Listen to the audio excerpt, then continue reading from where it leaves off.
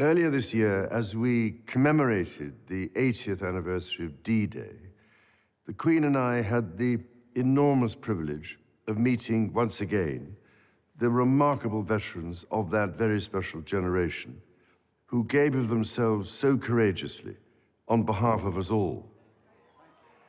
Listening to these once young servicemen and women touched us deeply as they spoke of their comrades drawn from across the Commonwealth, who never returned and who now rest peacefully where they made the ultimate sacrifice.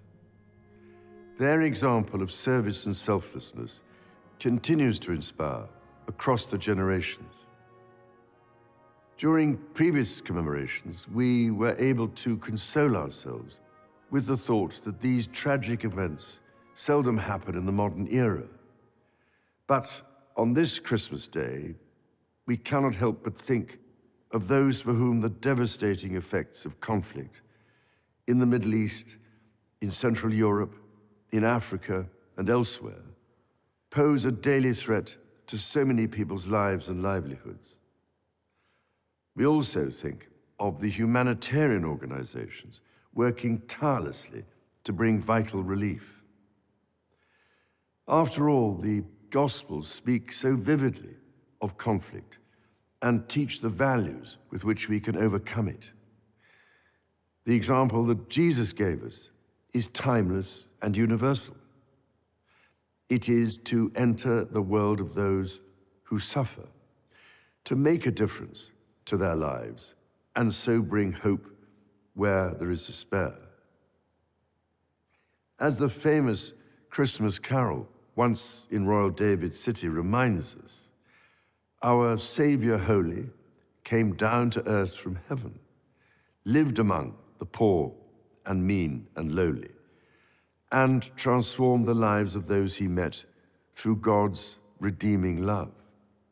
That is the heart of the Nativity story, and we can hear its beat in the belief of all the great faiths in the love and mercy of God in times of joy and of suffering, calling us to bring light where there is darkness. All of us go through some form of suffering at some stage in our life, be it mental or physical. The degree to which we help one another and draw support from each other, be we people of faith or of none, is a measure of our civilization as nations. This is what continually impresses me as my family and I meet with and listen to those who dedicate their lives to helping others.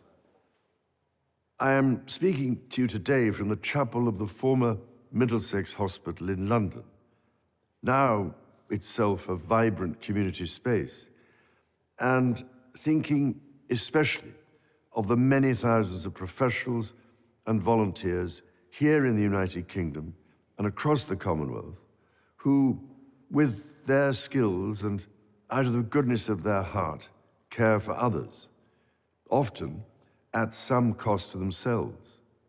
From a personal point of view, I offer special heartfelt thanks to the selfless doctors and nurses who this year have supported me and other members of my family through the uncertainties and anxieties of illness, and have helped provide the strength, care, and comfort we have needed. I am deeply grateful, too, to all those who have offered us their own kind words of sympathy and encouragement. On our recent visit to the South Pacific to attend the Commonwealth Summit, I was reminded constantly of the strength which institutions, as well as individuals, can draw from one another, and of how diversity of culture, ethnicity, and faith provides strength, not weakness. Across the Commonwealth, we are held together by a willingness to listen to each other, to learn from one another, and to find just how much we have in common. Because through listening, we learn to respect our differences to defeat prejudice and to open up new possibilities. I felt a deep sense of pride here in the United Kingdom when, in response to anger and lawlessness in several towns this summer, communities came together, not to repeat these behaviors, but to repair. To repair not just buildings, but relationships. And most importantly, to repair trust by listening and, through understanding, deciding how to act for the good of all. Again, listening is a recurrent theme of the Nativity story. Mary, the mother of Jesus, listened to the angel who revealed to her a different future full of hope for all people.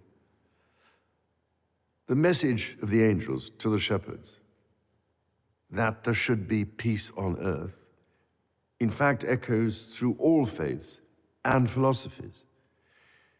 It rings true to this day for people of goodwill across the world. And so it is with this in mind that I wish you and all those you love a most joyful and peaceful Christmas.